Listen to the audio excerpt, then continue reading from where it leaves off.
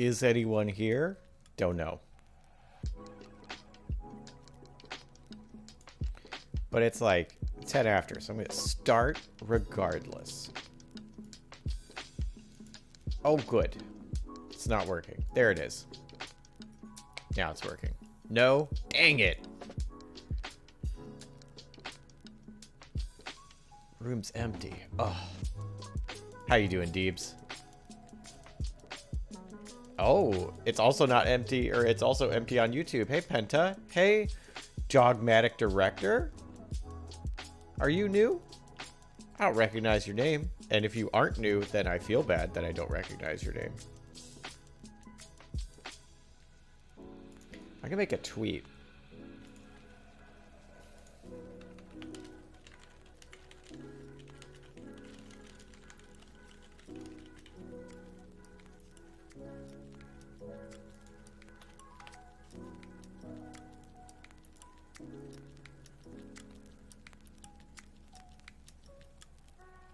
There we go. I have to remember to make tweets. Just all the fun creation. Oh, it was pretty fun. Hey, JP Fox. How are you doing? That's a lot of emotes. Welcome. Are you here for good times with RPGs? Oh, I don't need this twice. Why do I have this open twice?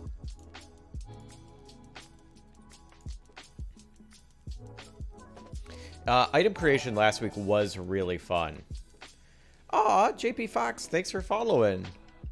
What brought you here? How'd you find me? I'm very curious. Also, someone named Linear Ghost followed yesterday. Thanks. You're not here, I'm sure, but thanks for the follow. What's that bring me up to? I can't tell. None of these screens will let me see it.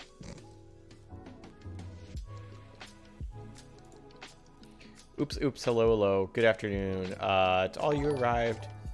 Better part of the session.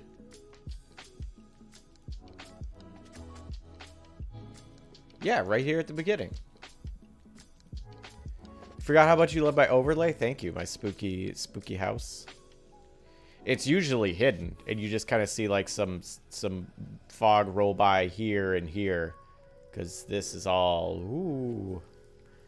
Wait, I can do this. This is all, ooh, nothing here. Ooh, this is some fog roll by. I have other ones too. There was some like free asset pack.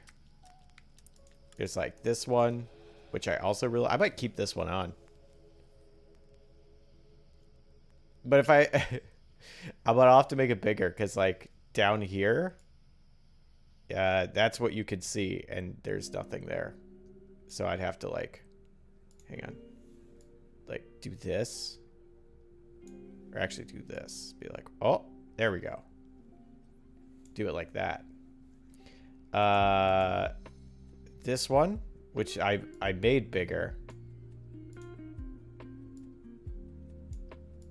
so you can see stuff, but it's like this, which is cool. What's up? That's got to be Honey Money. Let me look. Hey, Honey Money. Hey, everybody raiding with Honey Money. How are you all doing? And then there's this one. Oh, I like this one too, though. Should I keep this one or this one? I'm in a tree mood. I think I have to make this one bigger if I do it. Like that.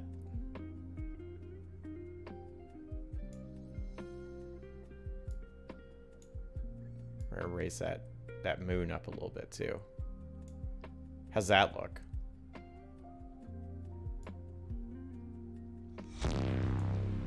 Is that good? Kind of like that. Bump it up. Let me check about chat. Yeah, Spooky Woods. Hey, Crawdad. We're gonna do some city map building stuff. I'm gonna bring up the map in a moment. We got places to name, and I want to show you my method of like minimum area creation. Hear what other people have to say, and then we're gonna make some stuff based on the map we made. We're gonna name some places and get some things about them. It's gonna be fun. Regular viewer adventures nigh, but found this channel through the Death Trap Dungeon video. Oh, sweet! So happy the Death Trap Dungeon video found somebody. I love that video. I love tabletop RPGs.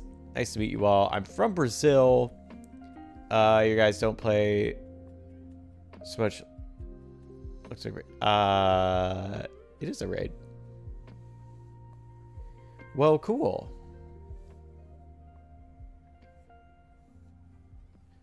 Are you trying to find people to play more tabletop with?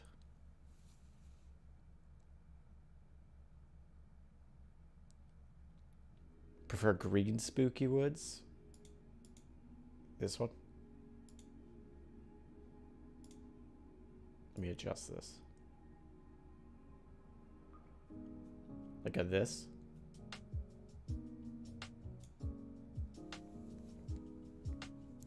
Your little bats also agree with my sensibilities. Yeah, I love these little bats. Too far over. There we go. Hey. What's up, Monday? I'm assuming shit the ZP, like 0 punctuation came out. Oh, it is noon, yeah. Hey, Pacific. How you doing, Blue?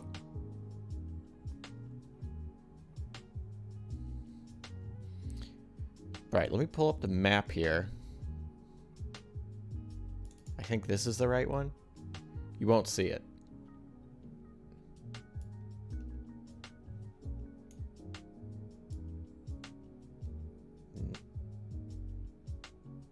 This is not the correct map, all right?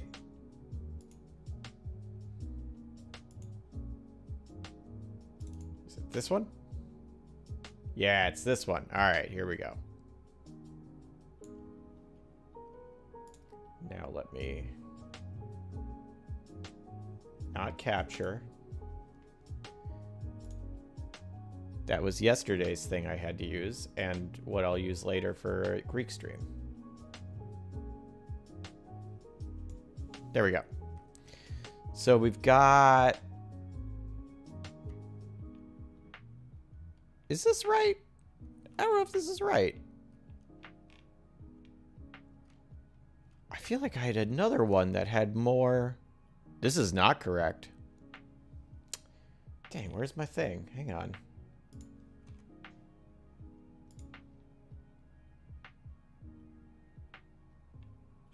Oh, I know where it is. It's not in my RPG help desk. It's in my RPG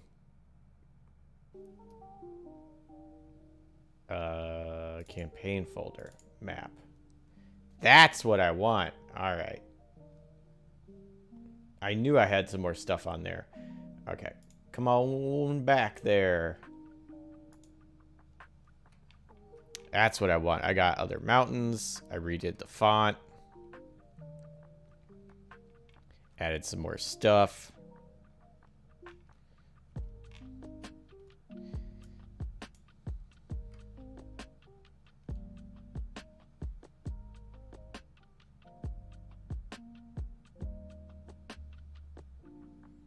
That's what I want. So we've got all these places. Like here, and here, and here, and here, down here, this right here. And we gotta, I feel like a good thing to do today would be we're gonna give them some names. And then we're gonna, I'll show you my method of like, here's what I do. And we can also put more stuff if we want. Here are my mountains. It's mountain clip art. It looked way better than like brown triangles. Rivers and stuff though, same thing. Hey, True Mandalorian. There was a bird living inside your gutter?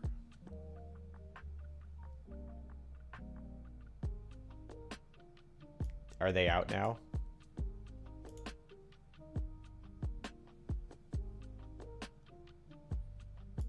Have they successfully rescued bird? I think everything's set up. There we go.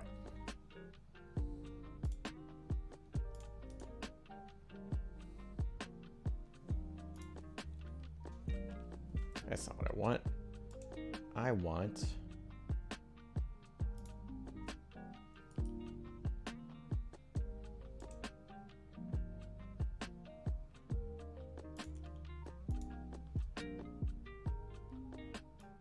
That's kind of what I want.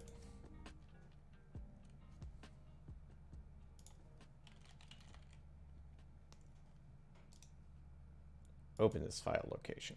That's what I want.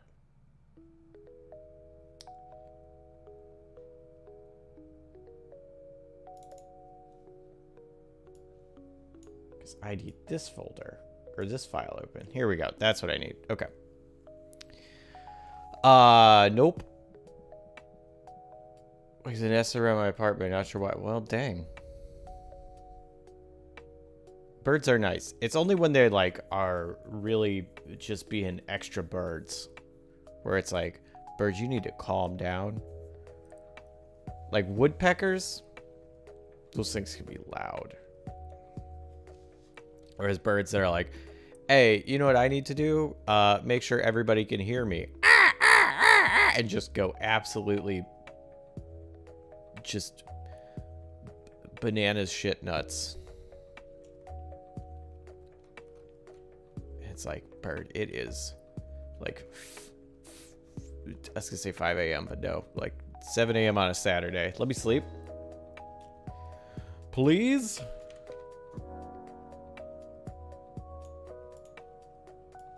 There we go. Hey, welcome back. Was it a good ZP?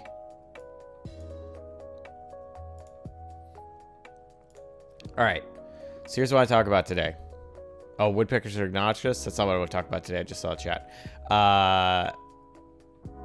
Hate when I go outside, get to my car, and they decide that my car name was their porta potty. Yeah. I don't know if you've ever been pooped on live by a bird. It's very rare. I feel like it's sort of special. Like the chances of getting hit by Dookie as a bird flies over you is so low that it's kind of special. Also gross.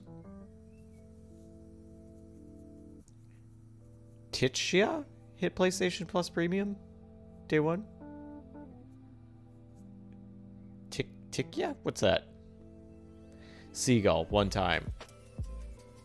Seagulls, I feel like, make a little more sense because they're so they can be so condensed at the beach. Yeah, when you start feeding seagulls, your chances of getting pooped on increase exponentially.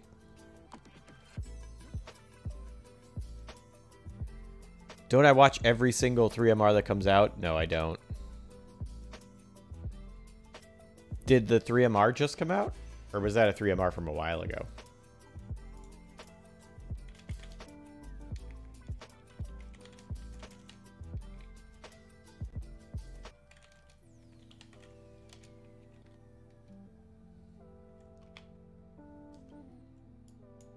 I gotta make my checklist here. Here's what I like.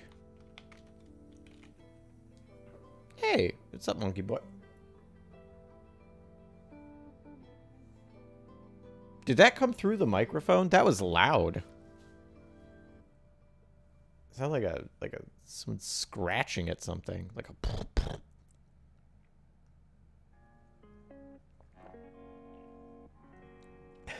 a. Someone who also wears black, white bird poo splashes are especially unhelpful. Yeah. I mean, to be fair, you would have to be wearing like a very specific color gray with like some black spots in it to get pooped on and not have it be noticed. Hey, monkey boy. Sorry, there was a loud noise. Did the woodpeckers outside hear you hating on them? Probably. The squirrels haven't come out. There's not a lot of squirrels here. We have rabbits. We went outside the other morning, and there were like 3 rabbits that almost ran in front of us when we were walking to our car. It was pretty cute. There's less squirrels here, which is nice. So Squirrels probably did hear me hating on them.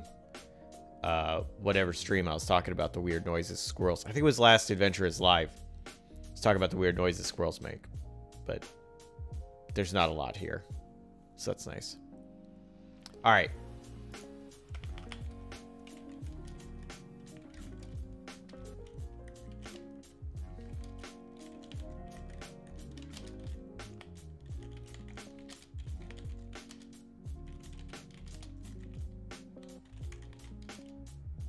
So here is who's good as always. Sigh. Aw. Well, that's good. Glad you enjoy them. All right. So when I want to make something,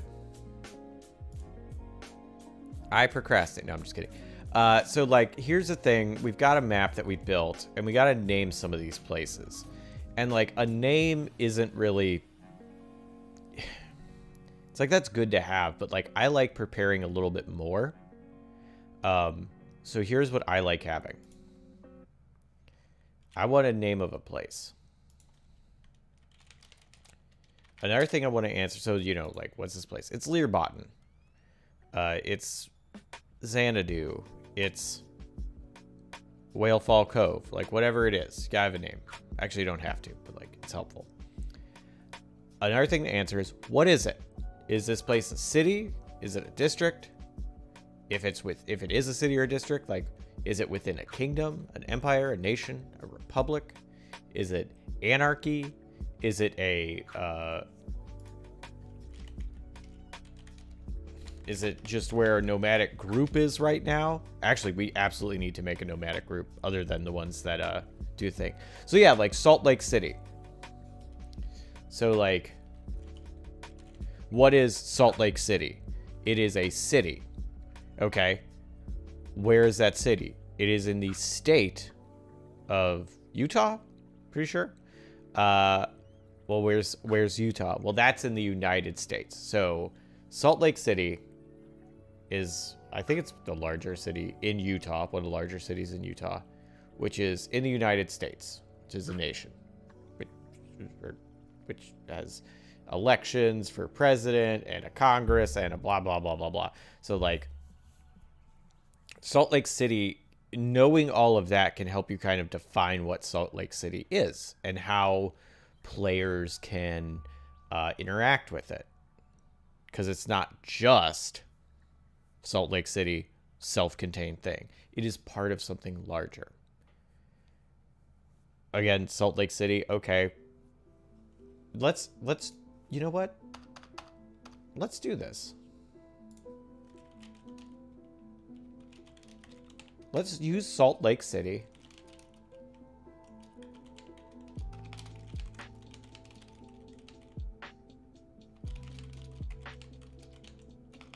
We're a republic, right? At the United States. I think that's what we're technically. All right, so like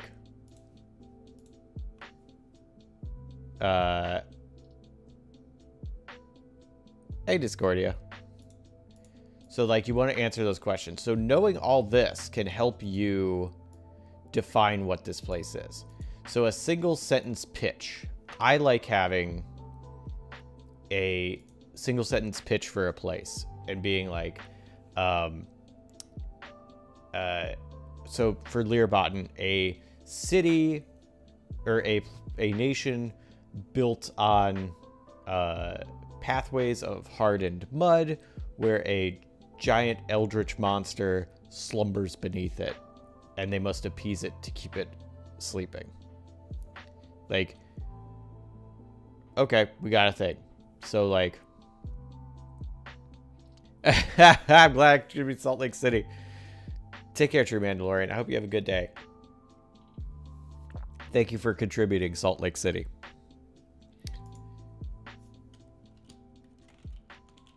So a thing that I like with that single sentence pitch is no comparisons. It drives me up a doggone wall. So,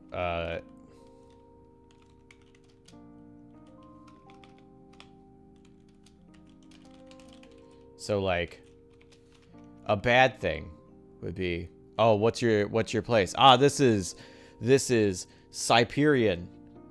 This is the nation where it's like Rome, but they have dinosaurs. That's a bad pitch for me. I hate those kinds of things. I'm wearing a Dinosaur Land shirt. I know. The dinosaurs aren't the problem. The idea of comparing it to a thing, I feel like is counterintuitive to creativity in a lot of ways.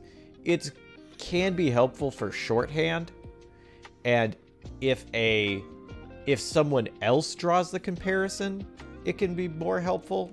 So if I'm like, oh, it's like this, and Crawdad is like, oh, you know, that reminds me of how the what's it called? The Council works on HBO's Rome that I love so much and that I watch. I'd be like, sure, yeah, it's kind of like that. Because now they've brought up a specific thing about it that they can relate to. And if I confirm that or deny it, I can be like, no, it's not like that, actually. It's like this. And then I can steer them in a different direction. But if I'm like, yeah, it is like that, either way, I am helping them understand it in their terms. So when they say, oh, it's kind of like this from the show Rome, I can be like, yep, it is like that. Because if I just say, well, it's like Rome. All right, how much do they know about Rome? Like, they're going to be like, oh, so it's got like old Colosseums and it's very Italian. And it's like, oh, no, that's not what I meant. I just meant like militarily old Rome and those kind of aesthetics. That's actually what I meant. But because I just said Rome, and there's so many ways to interpret that, it can get misinterpreted. So I say, do not use comparisons. You got to use what it is and let other people draw comparisons and either support or reshape those. Does that make sense? Also, with dinosaurs, like, are they beasts of burden? Are they the monsters on the outskirts of town? Like, what is the dinosaur to this scenario? So, like, don't do comparisons. You want a single sentence pitch, does its own thing. So, like, Salt Lake City. I don't really know that much about Salt Lake City, so I'm going to make a pitch based on the few things I know about it. So, what is it? It is city founded by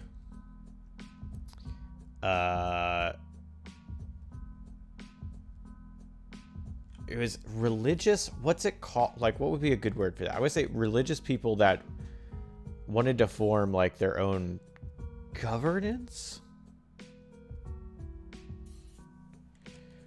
Religious people who wanted to form their own city-state.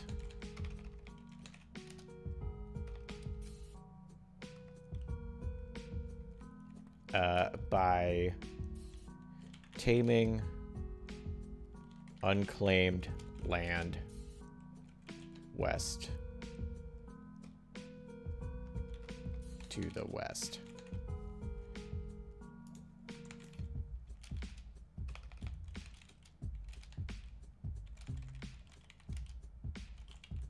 All right, so I'm going to say, a city founded by religious people, I'm going to say, who wanted the freedom to do as their religion says. So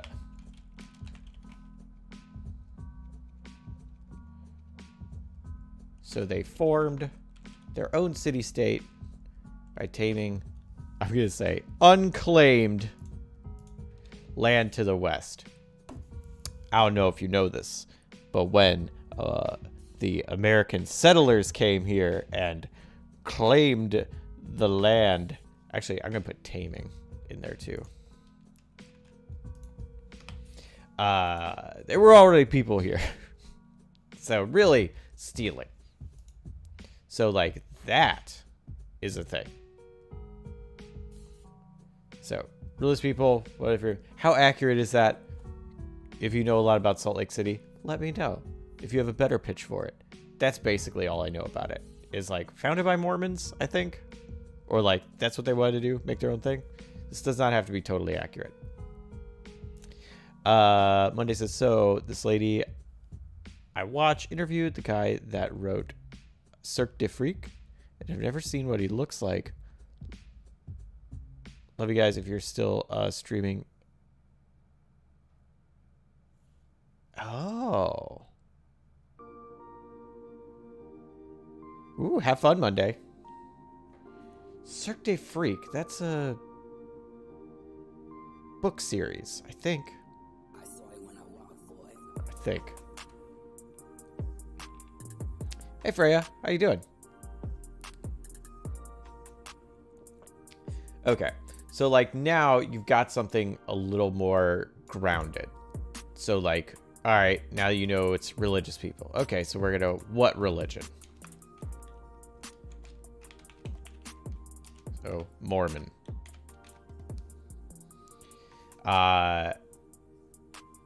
So like, okay, now I know it's the Mormon religion. What I know about the Mormon religion I can use in my description of this. What players know, they can use, stuff like that. Doing pretty good. Today is RPG Help Desk, so we're talking about tabletop RPG stuff.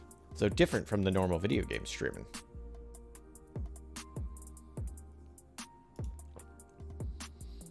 Let's see. So like one sentence pitch. Oh. Actually, that's a separate thing. Here's what I like to do as well. I really like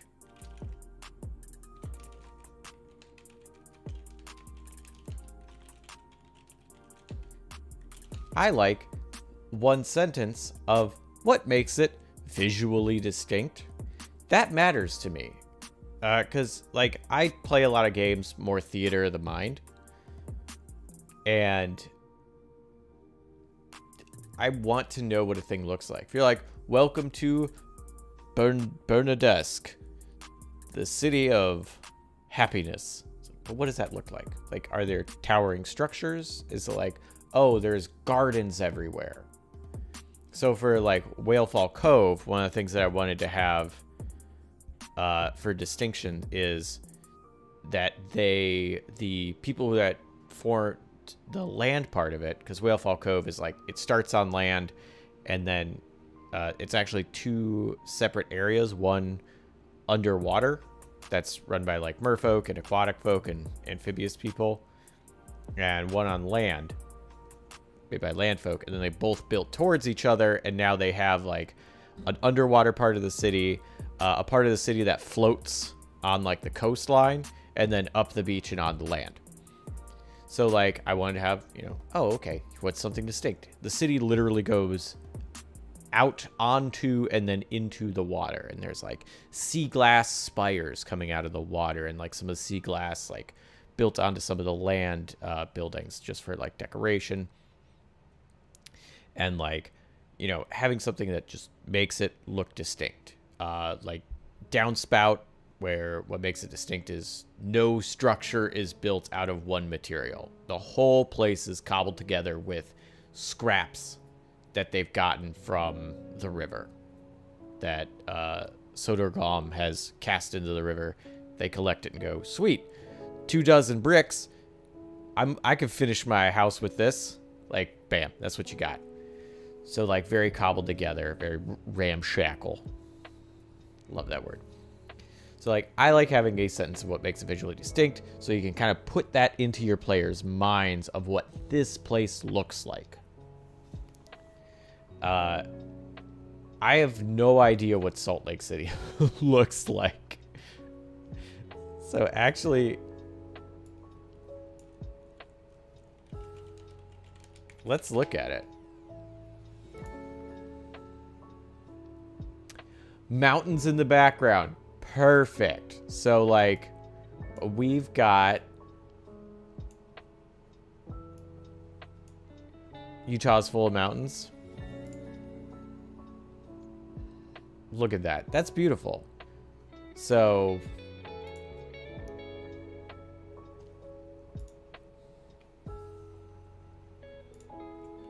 religious is Mormon. Snow-capped mountains. Shadow the skyline to, I'm just going to say the west. I don't actually know if it's the west.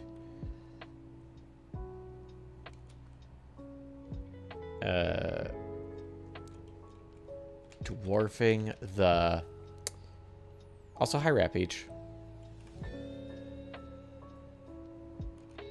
Skyscrapers.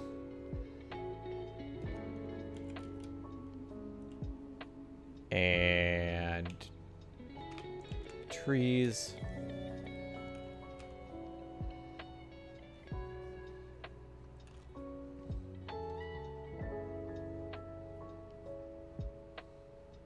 Surprised to learn Utah produces lots of honey. Really?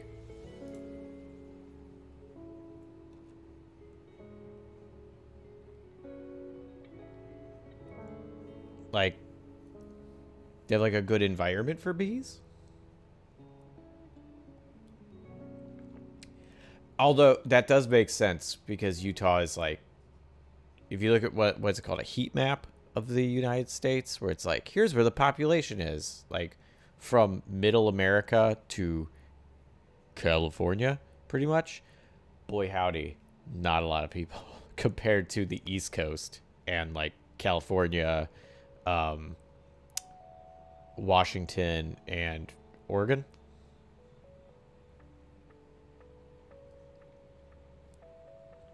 That would make sense.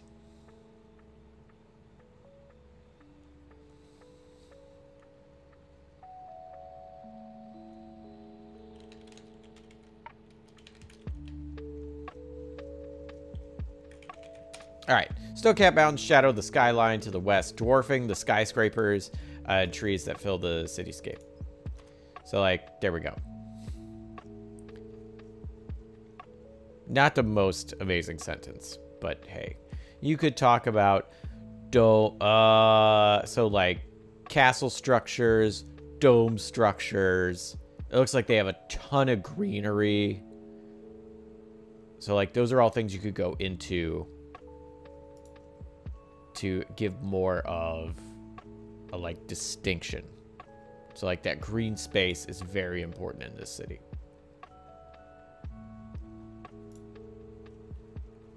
So green space, I'm just gonna put that there.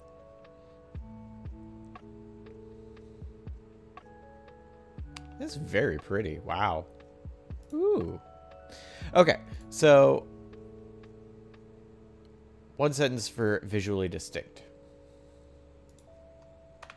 Now, another thing that I like is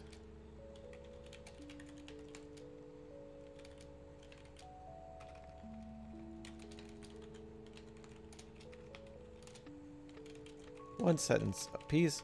I like having 3 unique factors of the culture. One sentence apiece. So you have your basic pitch, which is city founded by religious people to make their own city-state. You have what makes it visually distinct, snow-capped mountains, lots of green space.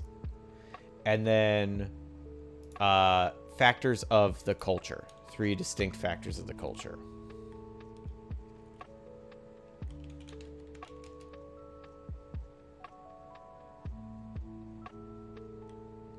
I was going to put 3 culture things because, you know what? Proper English we don't need at this moment. So, like, what are 3 things about where it's like Lear Botten is like, there's a giant monster sleeping beneath the city, or beneath the nation, and they have to appease it with food and dreams. What were the other things we had? I think they'll like the natural windiness of it because of the pathways that where the mud dries. So like nothing is really structured or laid out. Everything is this chaotic pattern. And then I forget what the third one was. I don't remember. It's okay. 3 things. So, like, you got 3 things about it. So, super religious. Again, Mormon. Weirdly strict alcohol laws. And what's another thing I know about it?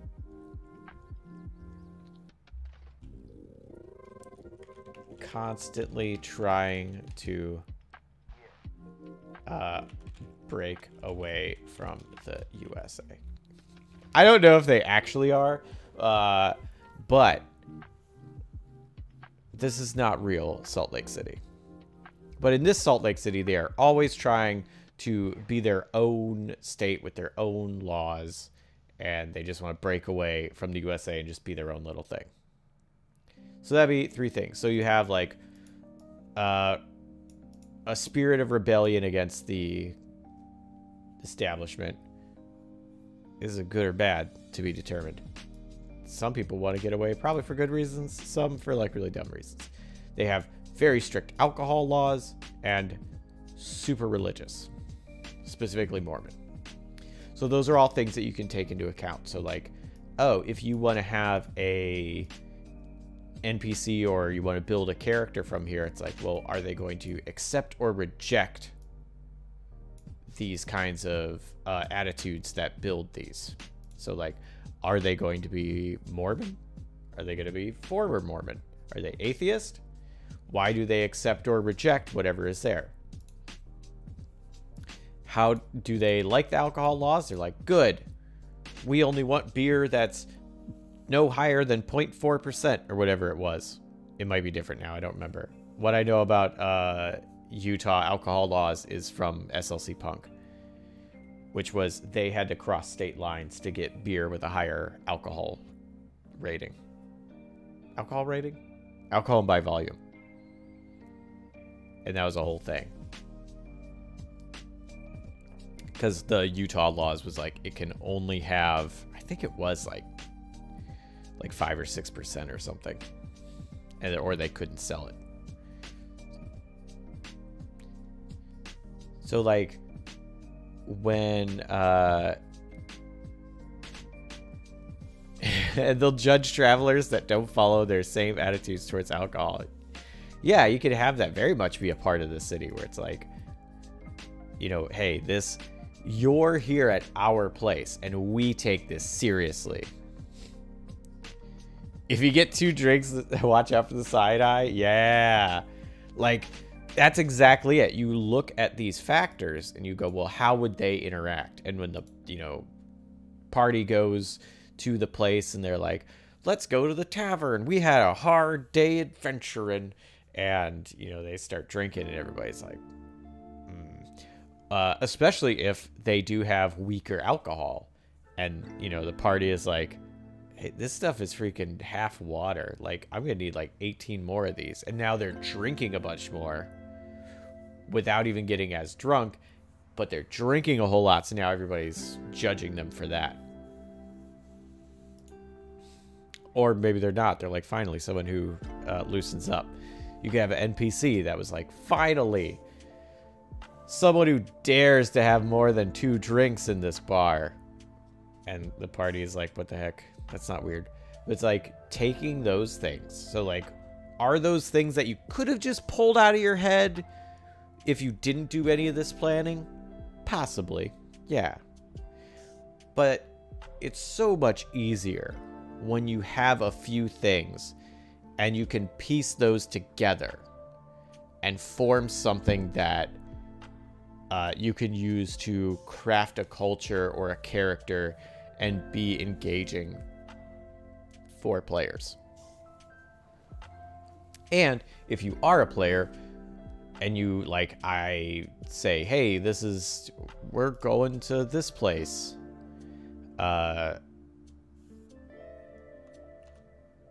And you can get this short rundown of it and be like, oh, all right, I now get it. I think I understand this place. I know how to act here. Or if you're doing a campaign It's like, I don't know where I want to be from. That's a huge thing for me when I'm playing in someone's game. Is I'm like, they have a whole world, and I'm like, I don't know where my character's from. Like, I know I want to play a merfolk who is really really comfortable in the sea, but something that I'm still working on has forced them to be on land, and they are really bad at moving on land, and so they kind of flop on their belly like a seal. It's like, I know I want that character, but like, where the heck are they from? Like, what culturally, where do they fit into this place? Like, I have a fun idea, but how do you mesh it? So having things like this can be helpful. Where it's like, oh, okay, I could do, this place sounds interesting.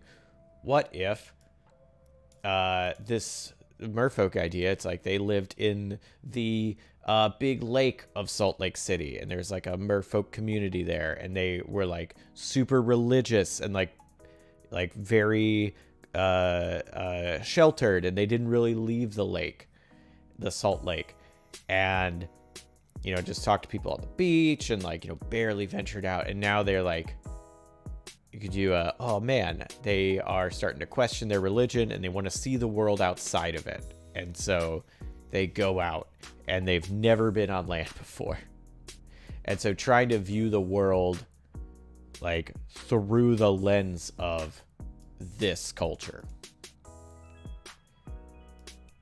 And now, all right, cool. What are some good things I can have for them? Low alcohol tolerance. Classic.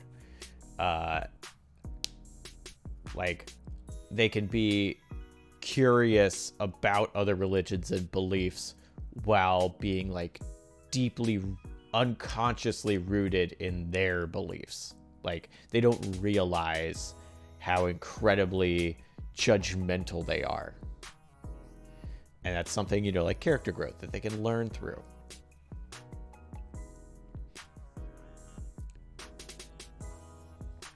Being very confused when people are happy with their government or their place in the world. And being like, you don't want to be your own place? Like, so it's like things like that. It can help, like, okay, now I know where they are.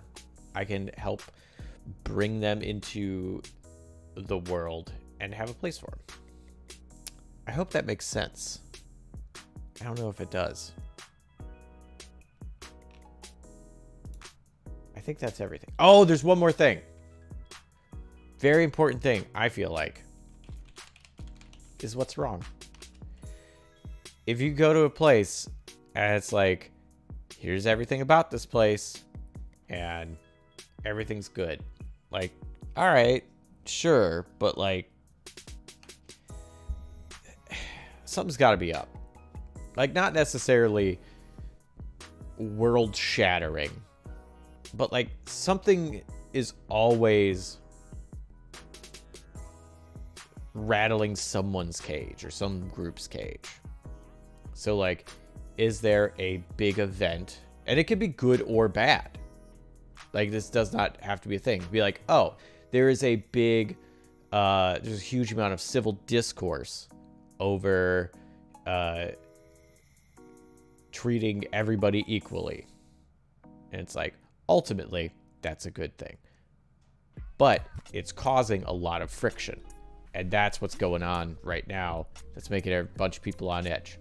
It could be, well, a doomsday cult has made their operational headquarters here at this place. And, like, they're mostly cool, but, like, we think they might be trying to summon the moon to crash into the earth. How serious do we need to take this? And if they fail, are they gonna do something else to like, oh, we couldn't pull the moon to the earth, but like, we could blow up some stuff. It's like, all right, you know, how are they gonna react if they don't pull this off? And if they do pull it off, uh-oh, that's not good. So like, having something that causes some level of friction in the world right now, I think really helps build up a nice amount of tension. So what's wrong in Salt Lake City right now? I have no idea.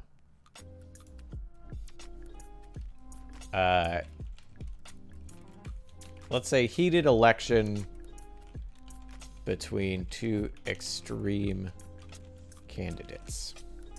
I have no idea if there is, but let's say that. Like, both, like, there's an election, and there's two main candidates, and one is just all the way over here, and the other is all the way over there, and it's not to pull from real life or anything, but it's built on a us versus them mentality, and you either stand with the person you're with, or you're evil in the eyes of that party, and then the other part, you know, like that. So, like, that's happening. A lot of tension right now. Again, this is fake Salt Lake City. I don't know what's happening in real Salt Lake City.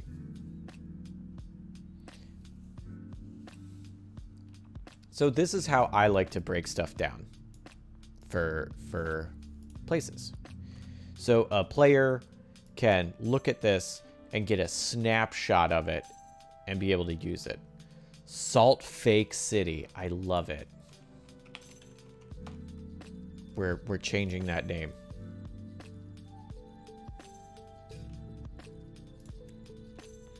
It's also in Utah.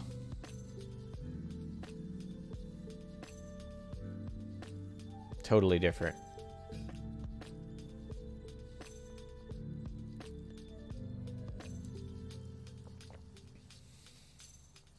Still in the United States, because it's the United States of Amarillo. That's what the A stands for. But yeah, so you have that. So you have what's wrong.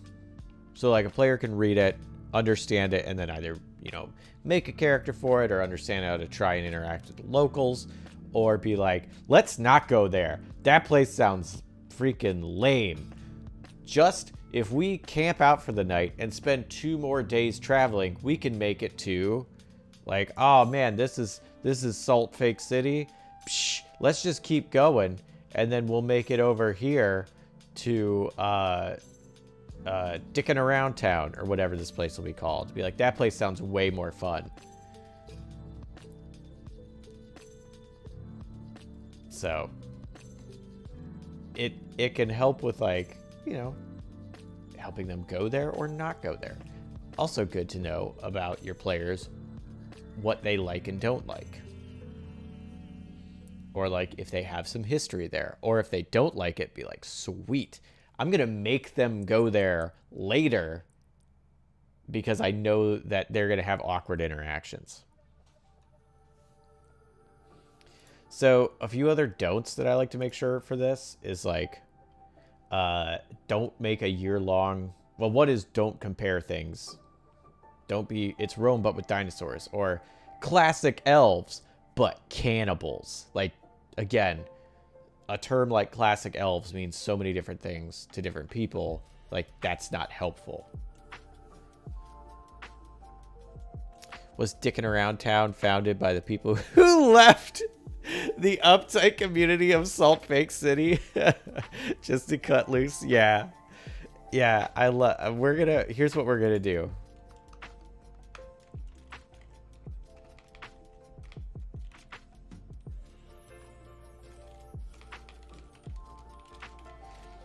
I wanted to make some like breakdown stuff. And we're gonna make Dickin' Around Town as an example. Also, I'm gonna change Salt Fake City, and I'm 100% putting Salt Fake City on my map now. That's now a real place in my campaign.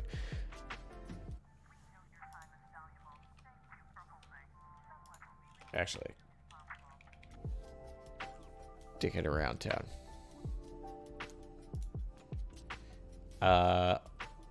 Oh, classic elves and their flesh-eating ways. Yeah. Classic elves. Okay, so you don't make a comparison. Don't make year-long run-on sentences. Like, part of the reason to do these in, like, single sentences and fragments is to help you, who is writing them, determine what the most important factors are. Is this all of Salt Fake City? No. there's a lot more to it. You have way more nuance. You can do way more with the characters. You can have like the Mormon religion that you make, because it's not gonna be Mormon. It can be like it can be about debauchery or whatever, like however you want to do it, or like very specific elements of like, oh, we are big fans of like 3 out of the 7 deadly sins. The other 4 awful. We hard line no, but these 3, they shouldn't be grouped together with them. Those are great. So like however you want to build that, like you could do that just because they are religious, or like where you have something like, you know, classic. I don't know if you've watched Hell on Wheels. It was like a Western show that was on AMC. It was really good. And Mormons played a big part of that. And it was like, oh, there's this pious religious community, but like their leader was obviously corrupted. And a bunch of people under him were obviously corrupted. But while the few people on top were corrupted, they were manipulating people who didn't know they were corrupted and who really thought that they were like pious and that they were doing the right thing for everybody. And so, yeah, you can have some evil people, but you can have good people being manipulated by them that really don't know. And you can play with that. So there's so much you can do. Like, this is to show you the important snapshot. Your job is to then expand on that. But you can't start with the expansion. I now have Las Vegas stuck in my head. It's the city run by the Sinde. I don't know what the Sinde is. Where people go to get drunk, gamble, and make very poor decisions regarding binding agreements. I love that. I'm going to write down Las Vegas. So don't make year-long run-on sentences. And a thing that I like to do, and this is very personal, is pronounced she? S-I-D-H-E?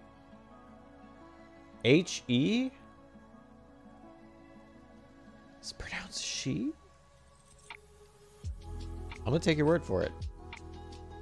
Fair nobility, Jesse. It's Gaelic. Oh, it doesn't need to make sense. Well, all right, that's fair.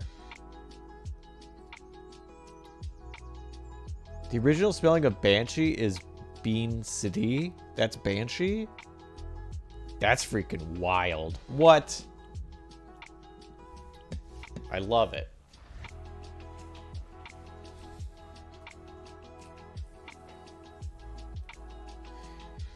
Also, Bean City. Good character name.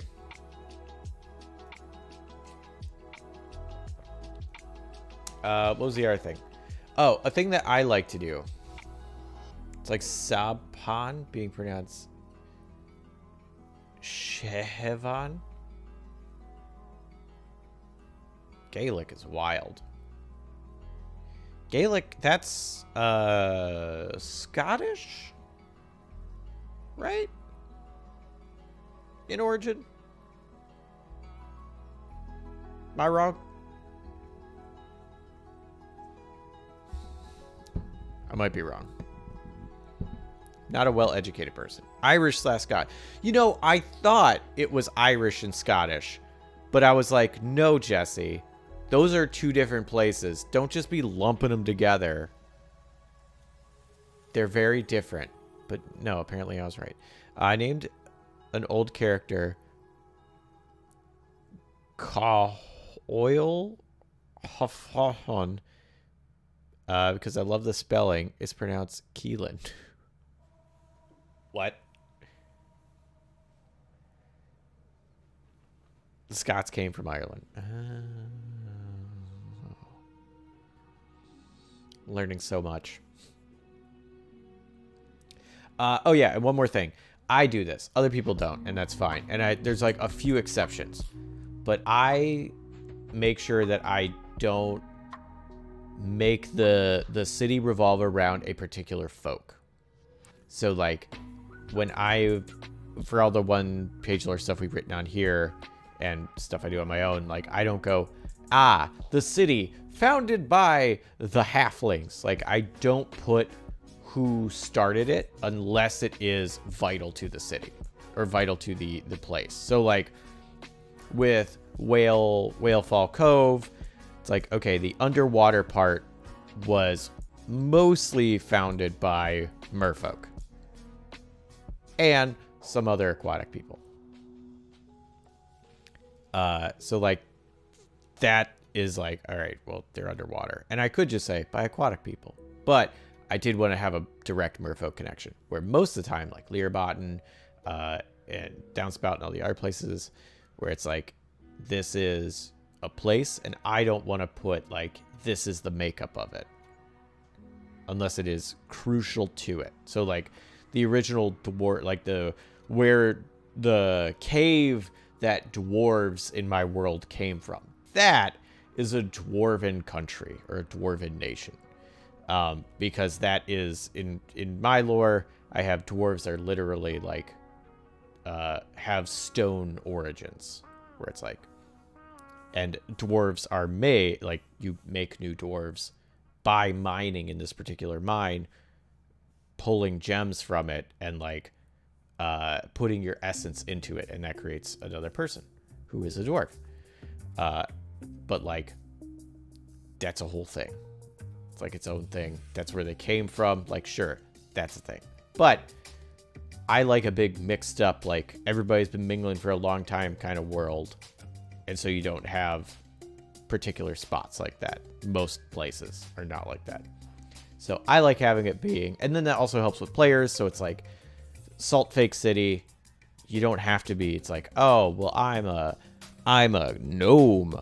And Salt Fake City is mostly humans, so I'm different. It's like, you could just be a gnome. It's like, that's fine. Like, maybe you being a gnome has as part of your backstory matters, but like, it doesn't have to. You don't have to be like, well, I want to be from here, but here is mostly tieflings, so I guess I have to be a tiefling, or I have to be a weird orc outcast or whatever.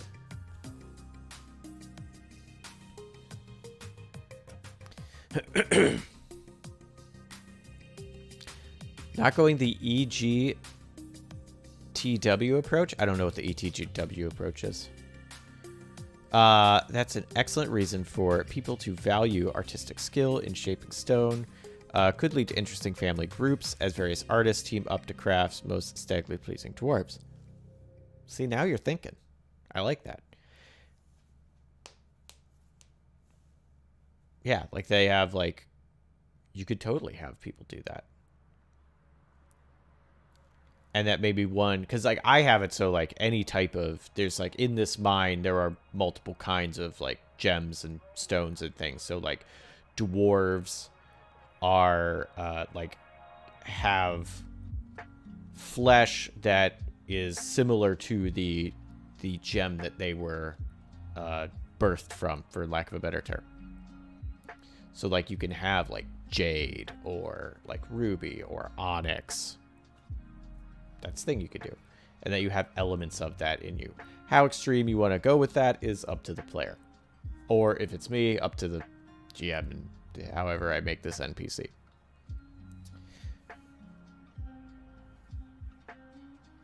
Alright, so let's do this. Let's make one. Oh, Explorer's Guide to Wildmount has rough percentages of each settlement indicating its general biological makeup. You can literally roll a D percentage if you're not fussed about which lineage and character from a settlement has. Then yes, that is exactly what I don't like doing. I like saying, and there's specific things where it's like having things in place for different kinds of folk. So like, if I make a place that's very cold, and in my world, I have cold-blooded people. Elves are cold-blooded. A lot of lizard folk are cold-blooded. So it's like, oh, cold-blooded folk from this area. there are a bunch of pyres around that constantly burn. So people can, like, recharge at them, essentially. Or, like, many of the coats will have internal pockets sewn into them. And at these pyres, you will take a stone that's been basically cooking, slide it in, and then it'll, you know, like, distribute heat. And then when you pass a new one, you put your other one there and grab another one. Like, that's part of it. It's like that helps keep you warm. Warm-blooded folk can do that too, but it's like especially for cold-blooded.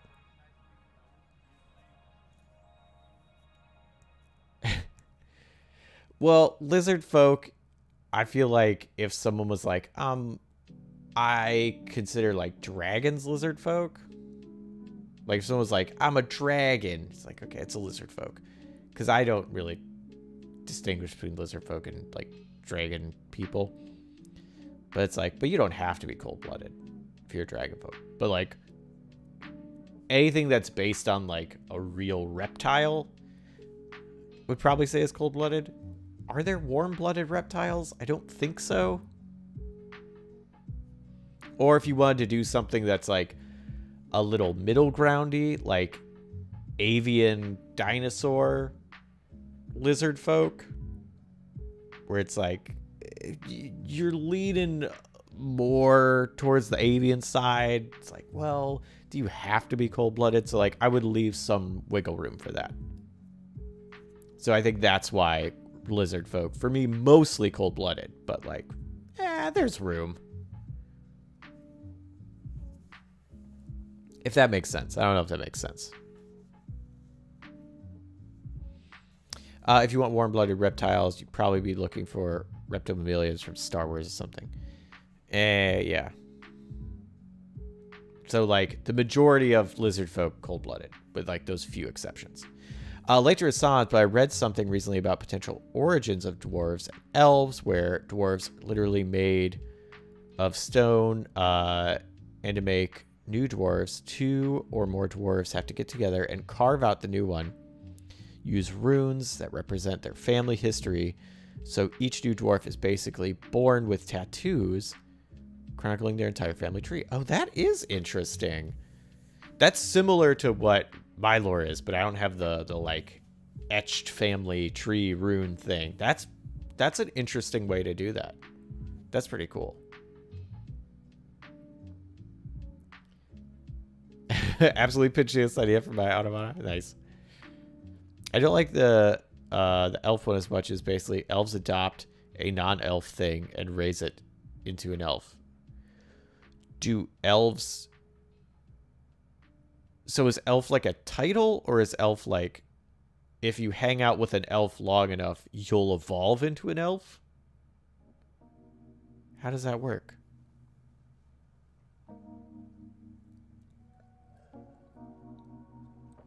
Oh, okay, the latter. So elves, in their magical nature, what... you might not have the answer to this, but now I'm very curious. Like, is it proximity? Like, you just hang out with an elf long enough, and, like, you'll become an elf? Is it, like, they have to purposefully make you... Like, they have to think about, like, I'm gonna let this one evolve. Is it a legal thing? Like, once we sign this paperwork, you'll start transforming. Like, what... it was a purposeful thing. It's like based on imparting knowledge. Oh, that's so weird. So it's like psychic. Sounds a bit like Changeling the Lost. I think that's Changeling the Lost.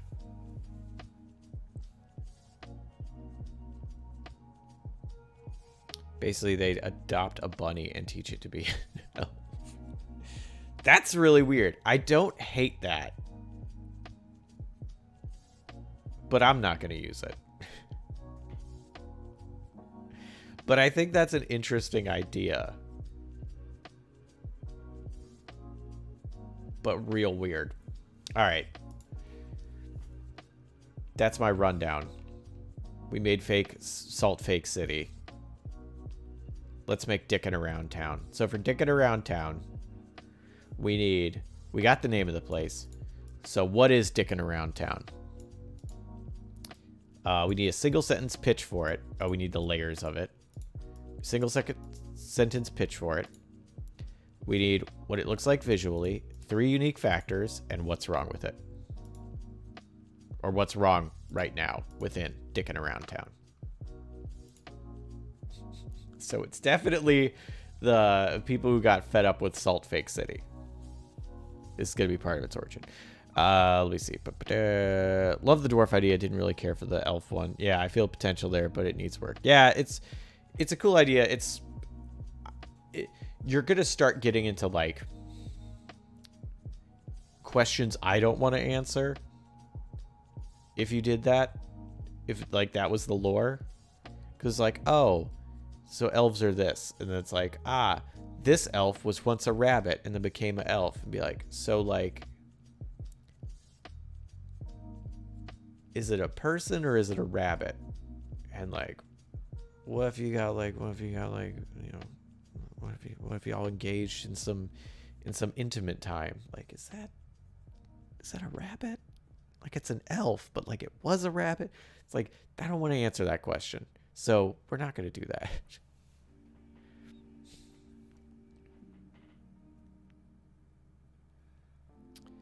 that. Changelings are abducted by the gentry and trapped in this section of Arcadia, where the landscape/purpose can put their twist their form to become larval gentry themselves. Ooh, that's fun. Well, are there missionary types from Salt Fake City? They're stirring up drama. Oh, I love it. Yeah. So we're going to do missionaries from Salt Fake City. This is going to be at the bottom, but I got to make it now. Missionaries from Salt Fake City. So, all right, let's dig a few layers in here. So, like, there's tension between Salt Fake City and Dickin' Around Town.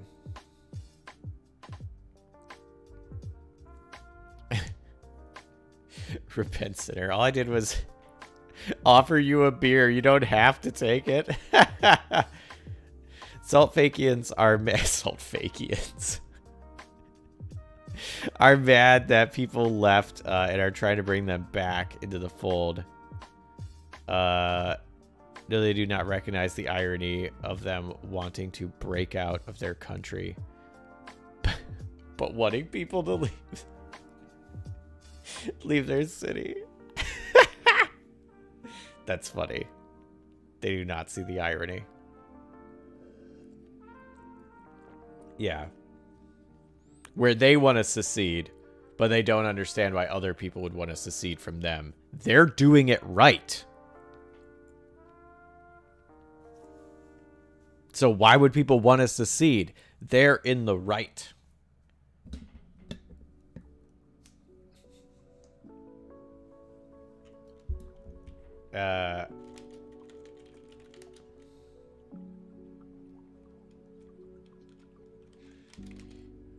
In Dickin' Around Town.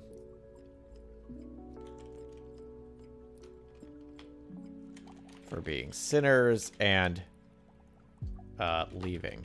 They do not see the irony.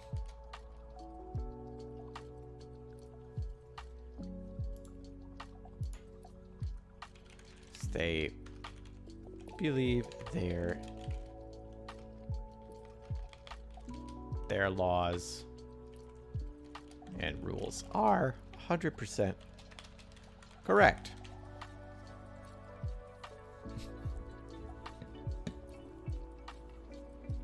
This is more of like an aside. All right, so Dickin' Around Town.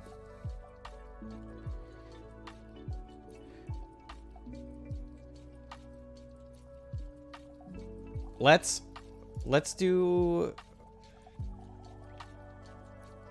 look at some of this. Should this be Salt Fake City? There's a big lake right there.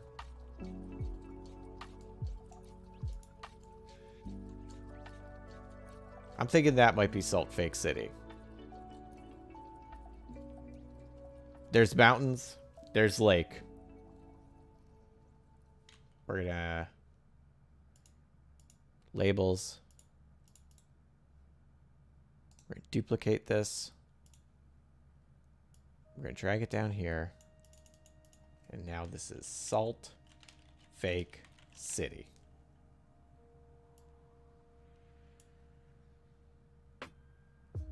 Yeah, one of these is definitely gonna be dicking around town.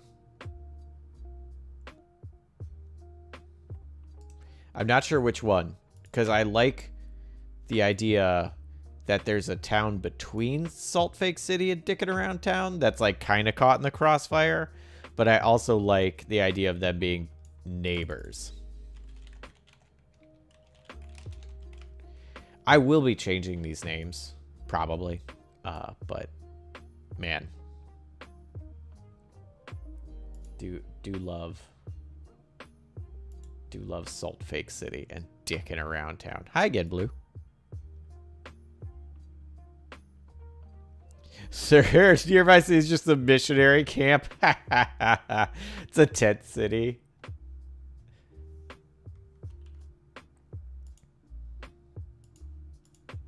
All right, so dicking around town, Salt Fake City. Got it. All right, so Salt Fake City has got the mountains. So dicking around town.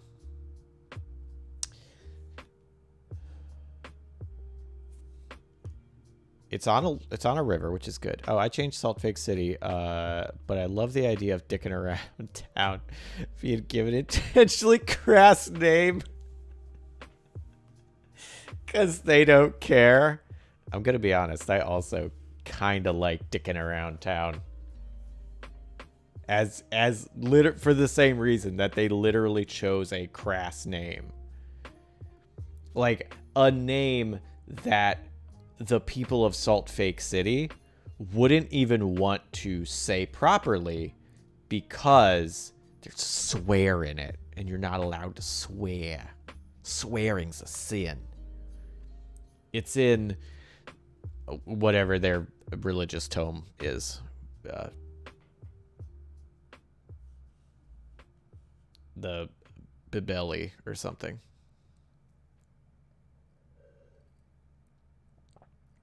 It's part of the reason was Salt Fakians will hate it. Yeah. God, that's really funny. Yeah, I think dicking around town might just stay. Because I wanted it to stay, but I couldn't justify it, and now you've helped me justify it. Okay, so dicking around town. So I'm thinking, so Salt Fake City, it's got its river, it's got its lake, it's got its mountains. Like, it's a very beautiful place. Here there's going to be some forest up here. We've got this inlet, gulf. We got this right here of water, because this is the ocean.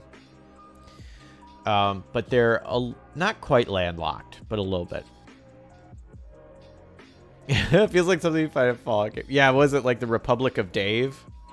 I think it's in Fallout 3, where it's a vault completely made up.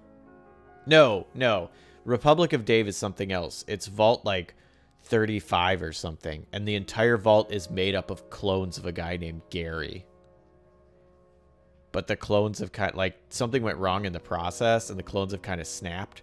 And so they run around just saying Gary and attacking anybody that isn't a Gary.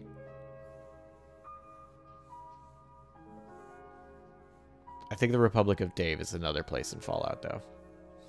Or something like that. But it's not what I was thinking of. Love the Gary one. Yeah, 6-person town where Dave got himself elected leader. Most of the places in Fallout 3 are like 3-person towns because the engine can't really handle a whole lot more. Well, not the engine. The engine I think can handle more. The like system, because that was a 360 era game. Although Megaton had a lot of people in it, actually. None of the other residents really like him. But they also can't be bothered to oust him. Yeah. So what's a good landscape for dicking around town? If they've got mountains and a lake,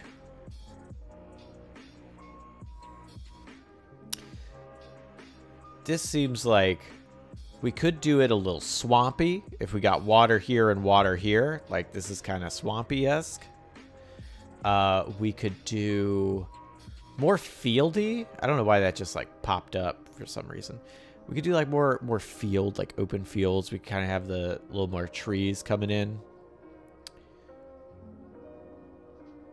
Heck, we could go real hard in the paint on dicking around town, and we could be like, Salt Fake City is like built on, like they have buildings. They're like, we made these, and then dicking around town was like, we don't have the resources to make buildings, but there's a forest right here. We can just basically make a city, like we can make tree forts, and we can put bridges between them, and we can have like, some of them have canopies, but most of them are open. Yes, the tree icon is forest. So like if we had more forest over here,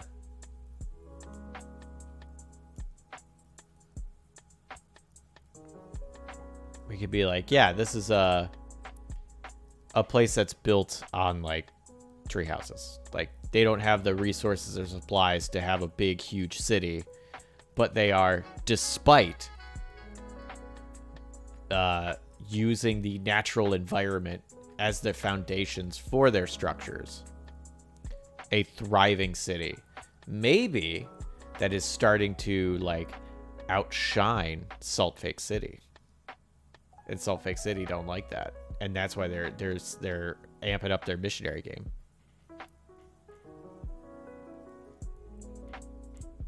Yeah, like all of their built structures are like single story, like smaller buildings. And then you have a culture that's like more naturalistic. Like, think about like our here in America where it's like, oh, if it rains, well, we got to get an umbrella. We have a raincoat. Like, we don't want to get like soaking wet because we have like all these layers of clothes. Where it's here, where it could be like you're out all the time. Like, you're not going to have like as many layers of clothing, or it's like, you get wet, like whatever. Like that, it's just more acceptable. Maybe they don't wear shoes, so you don't have wet shoes. Yeah, they also prefer to deal with dicking around town because they're not generally antagonistic to the rest of the region. Yeah, I like that idea. So whatever this place is, like they have dealings with both dicking around town and let's move dicking around town just a little bit north.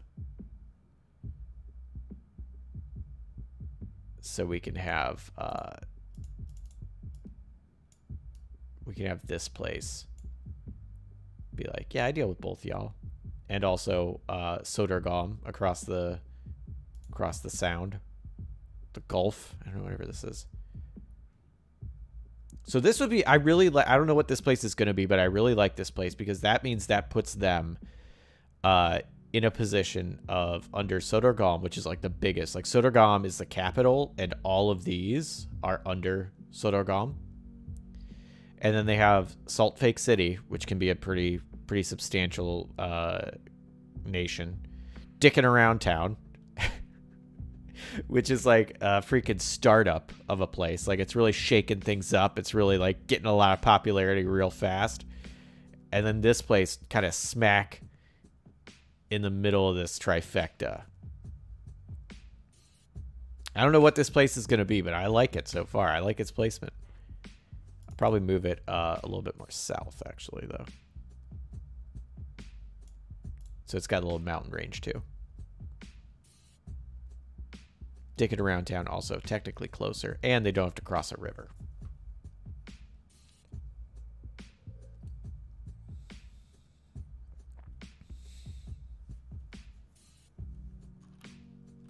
All right. I like this. I like this a lot. So dicking around town. So we've got our 1-page pitch. So, outcasts from Salt Fake City, fed up with their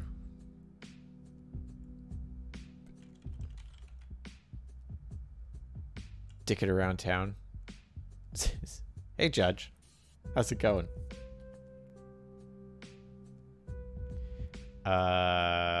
Outcasts from Salt Fake City, fed up with their religion, broke away to form a more relaxed nation of their own. All right. So we have name, quick pitch. They've got... So let's say... All right, so they're a nation. And we'll say they are...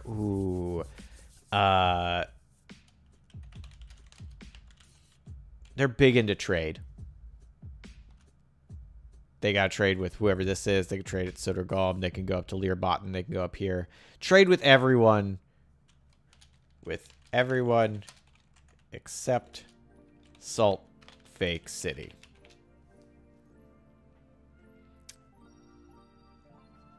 Hey, Jesse, how are you doing? I am doing pretty well. We are making dicking around town after we made Salt Fake City. We're doing some map stuff, so we're like filling out places in here, and I'm really enjoying this.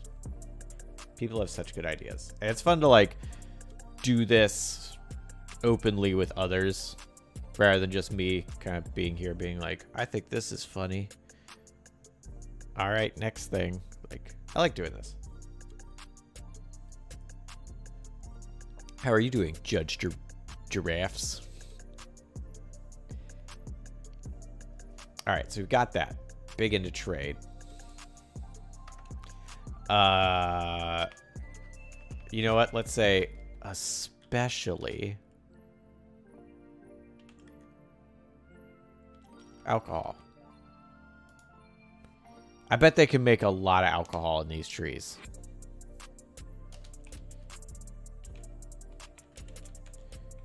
Is there any sap-based alcohol? I like making alcoholic drinks or like alcohol things that I don't think are real. Like I had one thing that was like their alcohol is like meat-based. So it's like the way they ferment like meat and organs and stuff to make alcohol in this one place because they didn't have a lot of plant life. They mostly just had animals. Maybe other people. But like that they had to make it like with meat. Oh snap! You're gonna get a blop in a minute because Salvador just raided. Hey Salvador. Hey, raiding with Salvador. How are you doing? Just woke up shortly ago, but doing all right. Thanks for asking. You're very welcome.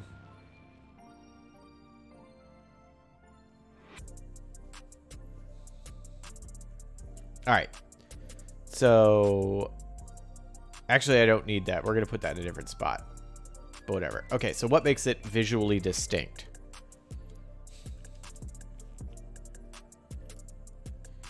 To form, let's say, a nation that focuses on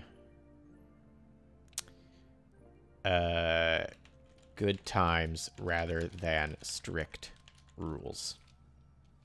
Like those uptight people at Salt Fake City. So visually, what makes it distinct? With no resources. They used the trees, boulders, and landscape and natural landscape. Kind of like a biker gang, In a book I'm reading? Oh, cool. What's the book? I have like 18 freaking credits to Amazon, to Audible I have to use before I cancel. Because I keep forgetting. I need to do that like today. Also, is it a good book? Not big on rules. Everything is based on consent. That makes sense.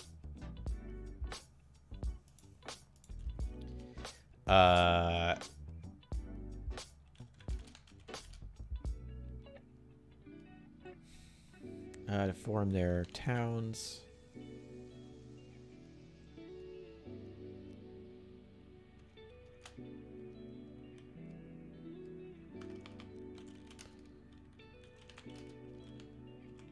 Nice.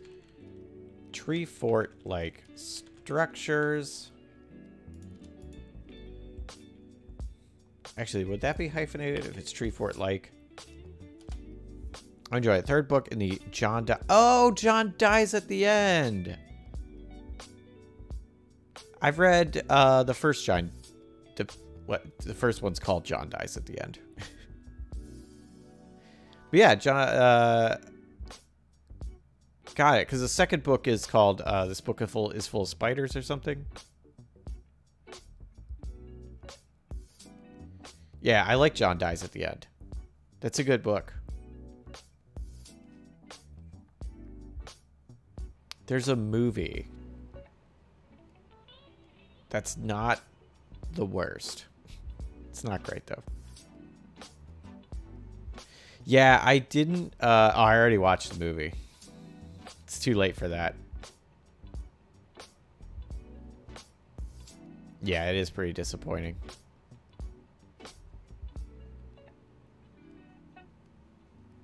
I've heard the second one isn't that great, the second book. So... maybe I should just skip that one. Hey, Salvador. How's it going?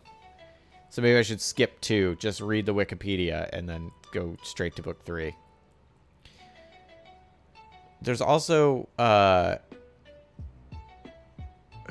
what's the name of that series that people were telling me about? Or that's not series. China Novelle? I think people really like his books.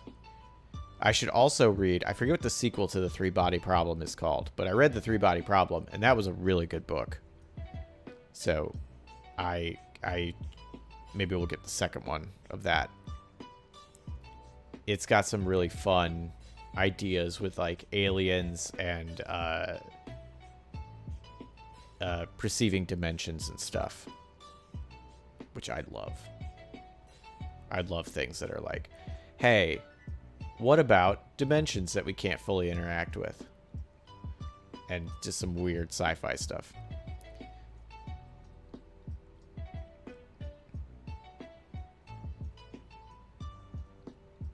It was supposed to be building suspense. It didn't work for me. It's fair.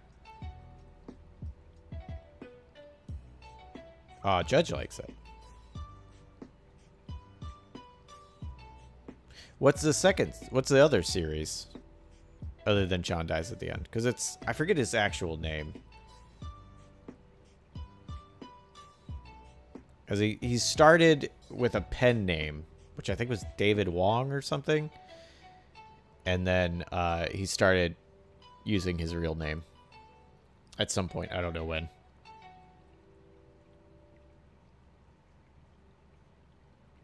Oh, Futuristic Violence and Fancy Suits. I've heard of that. I also have not read it. Is that good?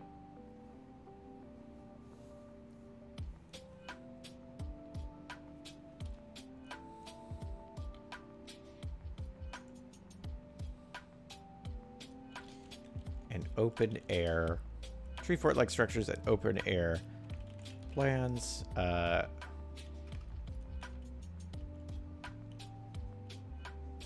Open air, not buildings. Not structures.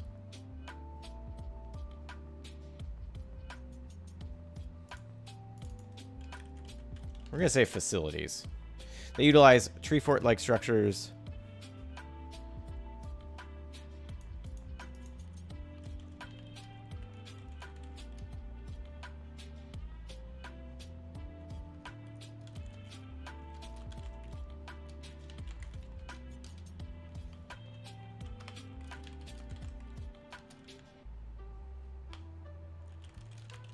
do not have the resources to construct more than a few construct many single story buildings.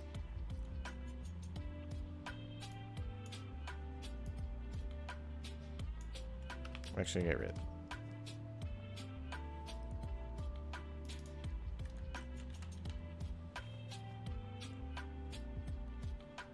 There we go. They craft tree fort-like structures with bridges for above-ground travel and open-air facilities on the ground, since they do not have the resources to construct many single-story buildings. There we go. Its sequel, Zoe punches the future in the dick. That's funny. Wow, sounds like you are a big David Wong fan. Do you remember his real name? All right, so that's what it looks like. So we got stuff, 3 cultural things.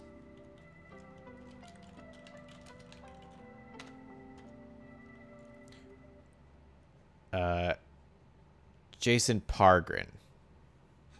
Got it. All right, so 3 cultural things.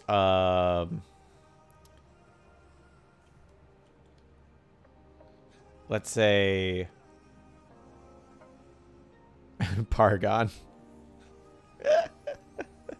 I get that joke now.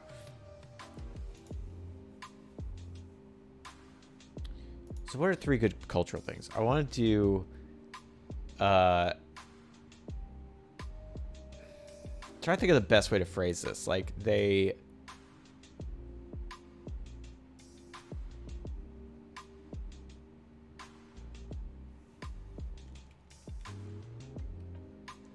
rivals with Salt Fake City. Like they really, really dislike them.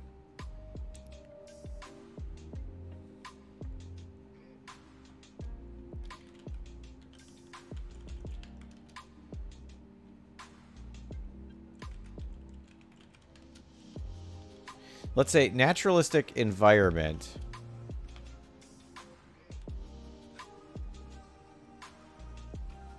Let's say while having a naturalistic environment, they pursue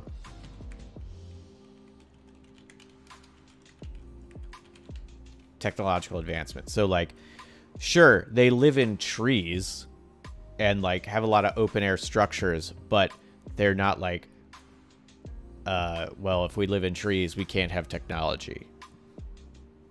So like, but they also need technology that can stand up to the weather. So like, if they have a computer, it needs to be a computer that's designed to not get wet. This is a fantasy setting, so like they don't have a computer, but like that sort of idea.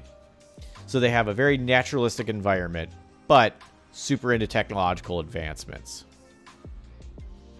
Whether they're doing it or they're getting it from somewhere else. There's a family. It is most recent.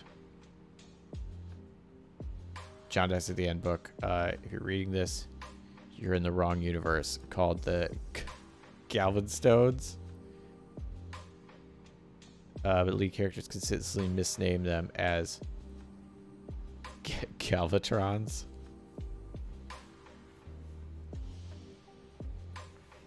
Phone, why are you booping at me? No reason. Okay, thanks. My desk is dirty. I almost knocked stuff off. All right, so they're like, let's say heated rivals.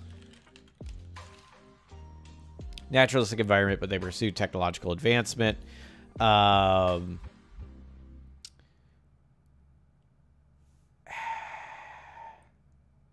want to say they're very like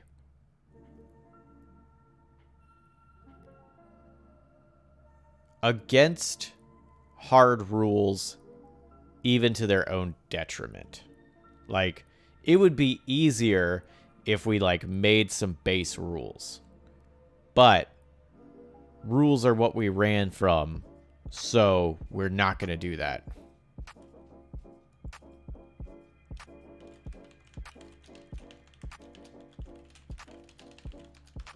Even to their own demise.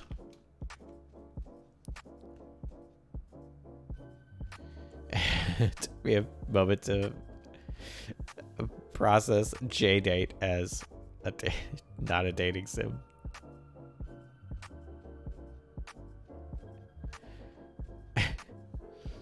Parker made me think of that.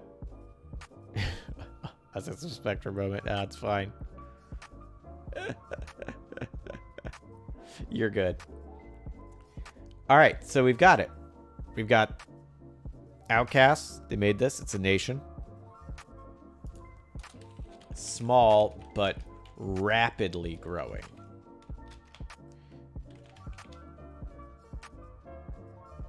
Actually, that's probably...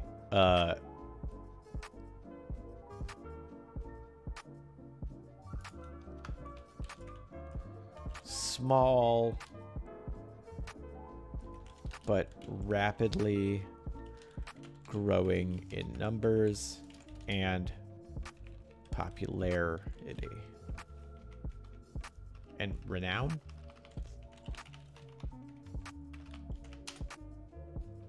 Popularity, renown. I don't know.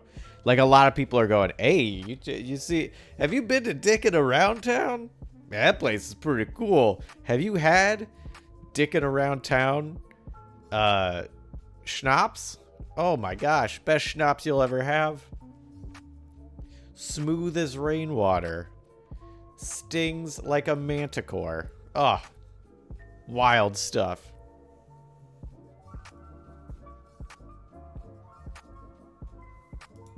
All right, I think that's all we have. That's all we need for Dickin' Around Town. It's so funny to me. We have what it is. We have our pitch. We have our thing. We have our 3 factors, which is actually 4, but whatever. And we have what's wrong. Yeah.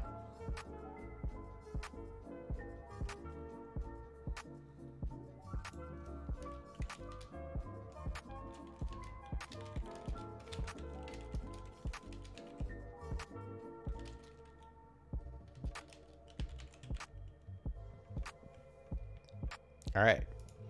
We've still got like 12 minutes. Do we want to try and make Las Vegas? I think we could do it. I think we could tear through Las Vegas.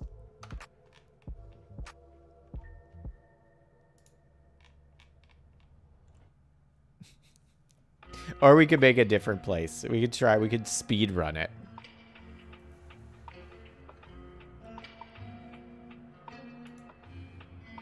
I'm beaming right now. I haven't gotten to gush about David Wong books to anyone for literal years. Yachts was never impressed by his writing style, which deeply saddens me because it seems like Ibirabi's Cosmic Horror Comedy Alley. But yeah, it does seem like that would tickle his fancy. That is a thing they'd be like, oh yeah. But sometimes things that people should like, they don't like.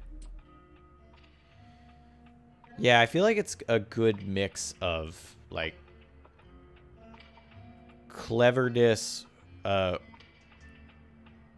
like not making it too difficult for me to read. Why are you beeping at me again, phone? I have a text message. That was a real one this time. Yeah, I like I think that's the only David Wong book I liked, but I might, since I have so many books I have to get, I might get another one. I also have to bother my friend Jessa and be like, recommend a book to me.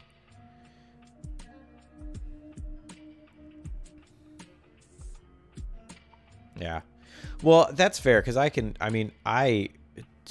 unpopular opinion, I really have nothing but disdain for Name of the Wind, Patrick Rothfuss's big book, and like a lot of that is like, oh, here's things Jesse should like. And then reading it, it's like, I hate this thing. Haven't read that one.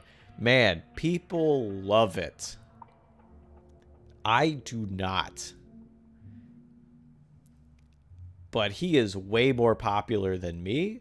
So, like, I'm probably the one in the wrong here. But yeah, people go ham. Like, it was his, like, debut novel, and it exploded. And then he has a second one out now, and some short stories, and there's a show in the works. But yeah, it's a fantasy series that, to me personally, I feel like it's either trying to have its cake and eat it too, or is like,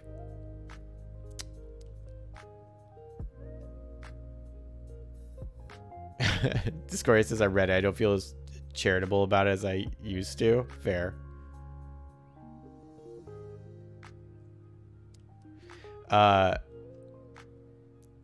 Yeah, like it like try to have its cake and eat it too, where it's trying to subvert tropes while not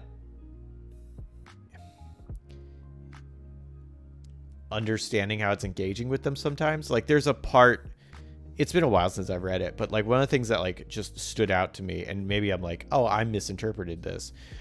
He is like, oh, religion, that's dumb. There's like no, that's a silly thing to believe in. You can't prove that. There's probably no gods, blah, blah, blah. And then is actively scared of or being pursued by a religious group that has like clear power, I believe, from their god. And like it's like one page he's not taking religious seriously, and then the next page is about how this like religious powerhouse is like wrecking shop. And it's like, and like, but he's not worried about it. He's like, but whatever. Like it's really weird. I also really just do not like the main character, Quoth, or however you say it. Like, man, it's like, again, trying to have a cake and eat it too. It's like the Marty Sue character of like, I do everything right the first time. I'm smarter than everybody else. I solve problems. But then like, oh, but I'm not actually the smartest. Sometimes I make a mistake like this. But it's like drawing such attention to it. It seems like almost like like someone who purposefully made a mistake, like someone who just knocked their cup over and was like, whoops, I'm clumsy. How relatable, right? Or it's like, you didn't knock your cup over.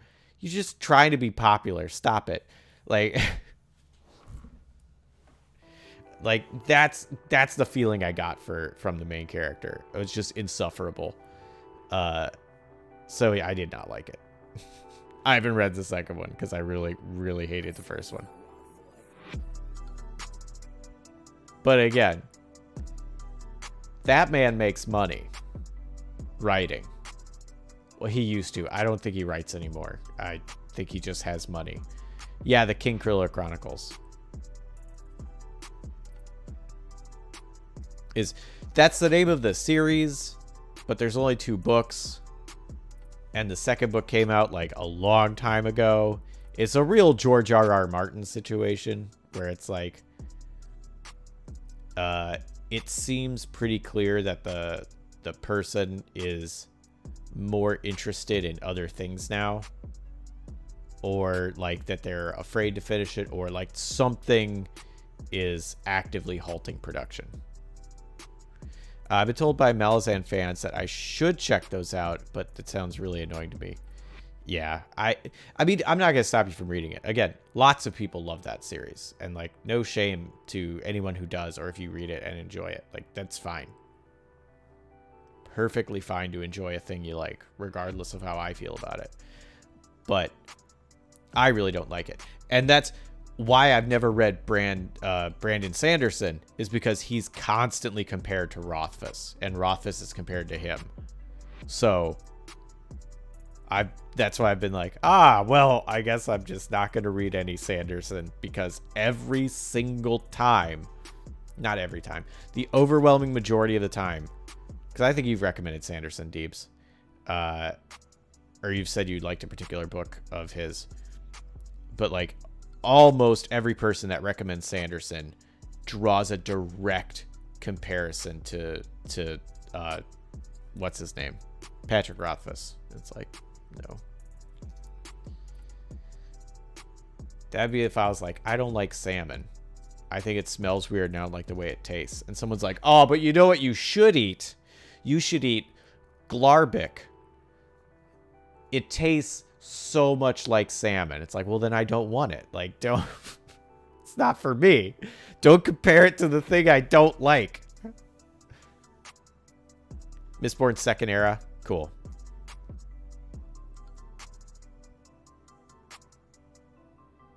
I'm going to say Sanderson is a better writer. I don't find them that comparable.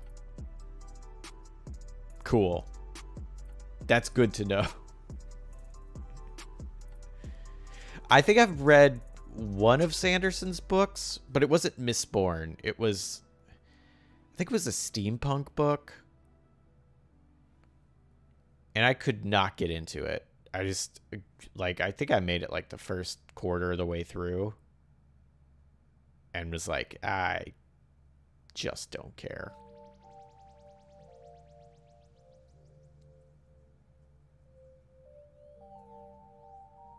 That sounds like Mistborn Second Era. Uh-oh. Is Mistborn Second Era steampunk?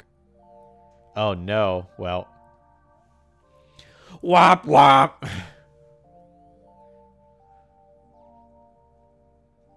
Maybe I'm just bad at it. Steampunk Western with magic powers. That... I didn't get any Western vibes from it, but it was definitely steampunk with magic. So... sorry. Not my jam. I did like Malazan enough to go, and I'm going to read the second book in that, though. Mostly because you've told me a lot of stuff that happens, and I liked enough of the first book to want to see that stuff happen. Where the first book, I was like, this is a lot of world building, and I really wish that I cared more about the characters and felt a bigger connection to them than the world itself. But like from what I've heard, it seems like it really does get better.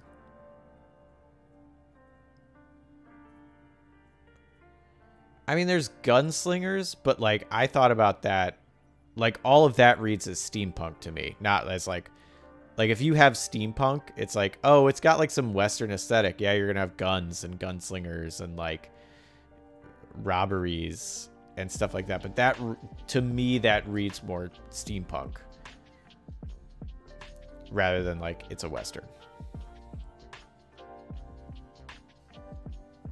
Is that right or wrong? I don't know. More Western than steampunk? Oh, maybe that's why I didn't dig it, because I'm not really a big Western person. Like Hell on Wheels is the only one of the few actually Westerns I can think of that I like really got into. I'm usually not a fan of the Western feel.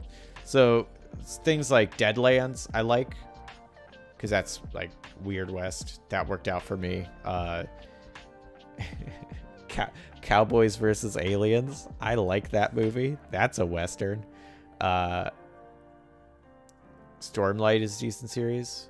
Okay. But yeah, like most just Western generally just doesn't do it for me. I don't know why. Too dusty.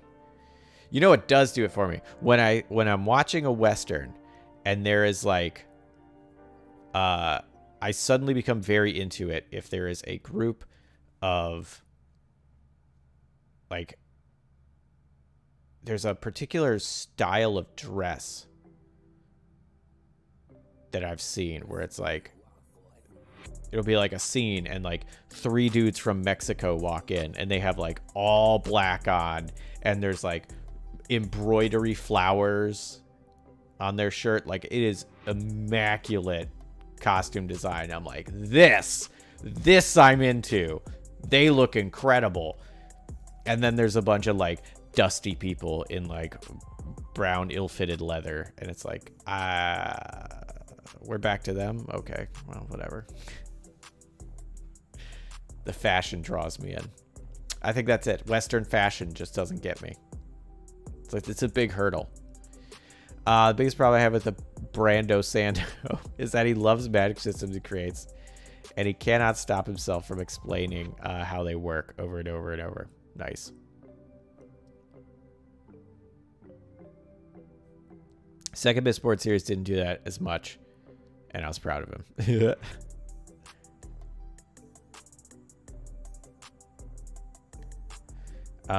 Whereas my autistic mind is fascinated by the mechanics of magic systems.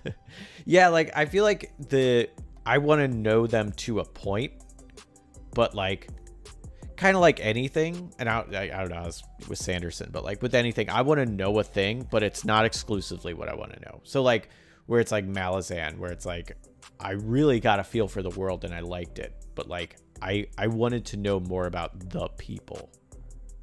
Like, I wanted a personal connection. Or like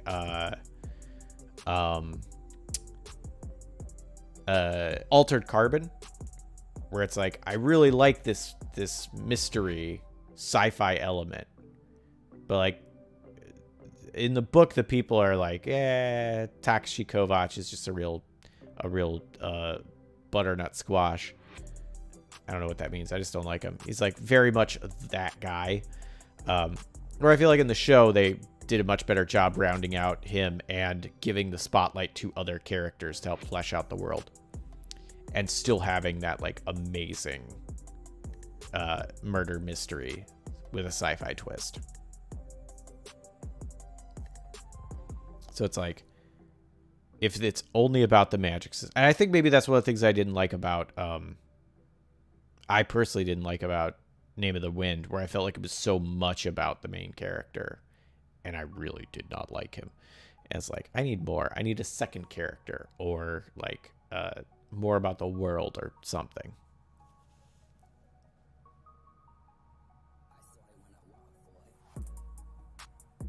And also, just if you're over explaining something, it doesn't matter how much I like it. Like, I'll check out.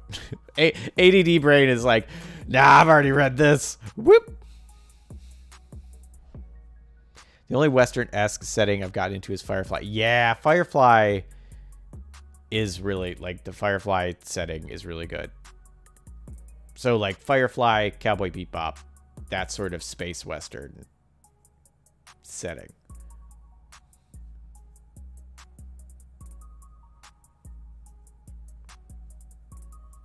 Speaking of magic systems, have you finished Eternal Darkness?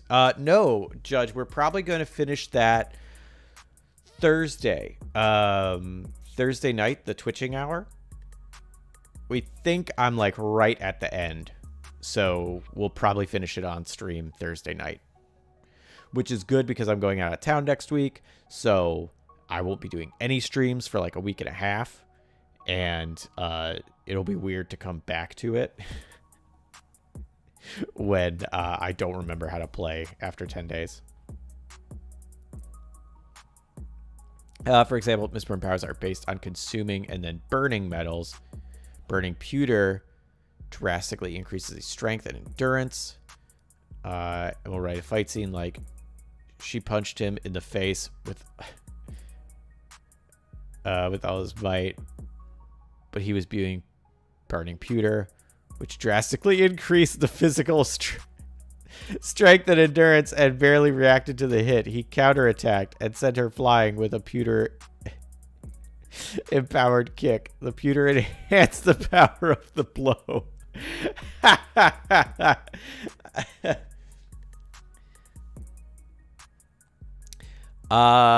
Which god did I pick? Shoot. Mantarok's the main one. The I don't remember which one I picked Roman Skeletor is worshiping the god of green. Which I forget the name of. By the way, burning pewter enhances strength.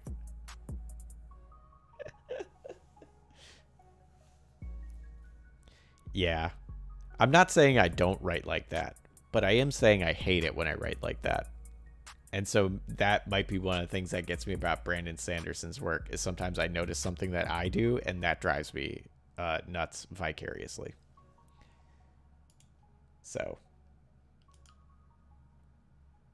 Oh, no, maybe that's what Rothfuss does to me, too. Oh.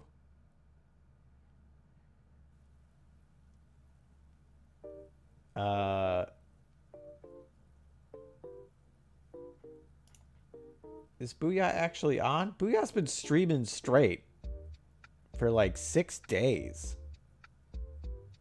I'm going to see if he's on. If he's on, I'm going there. Colors are acceptable substitute for Eldritch Horror proper names.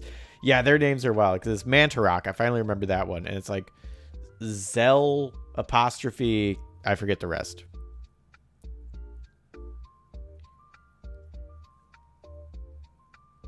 I do think he comes up with really cool magic. This works out all the mechanics, which is yeah. Yeah. Sometimes you just you really wanna show it off.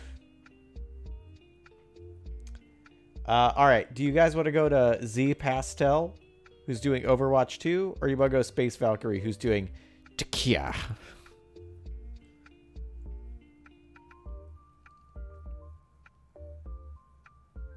Which place you want to go?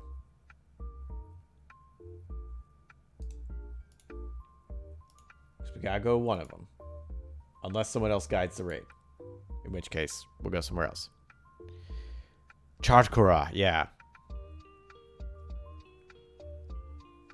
It's like having previously on Mistboard thing covering something that happens every 3 pages ago. Oh boy, my ADD brain cannot handle that. Nope. Nope.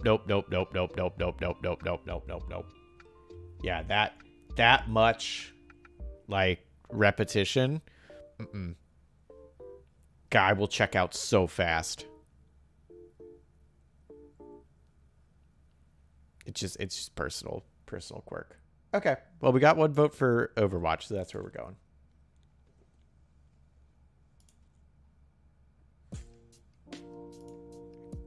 God help us. Okay.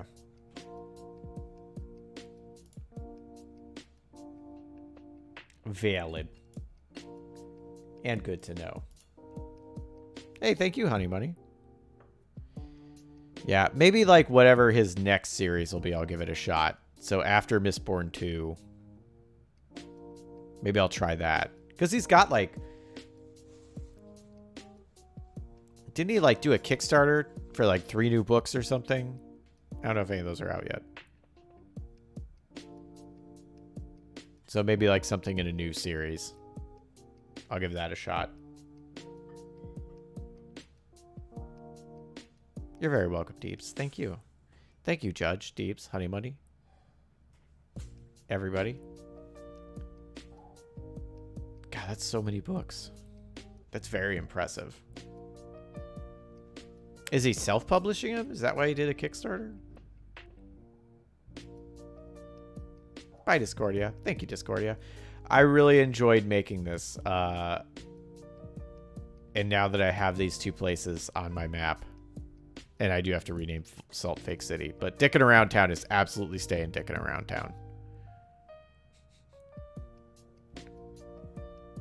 I'll link to their shared use. Really good job integrating. Oh, okay. Oh, the raid's starting. Hopefully I'll see you tonight at Get Jesse the Greek, and if not, enjoy whatever it is you are doing. Bye!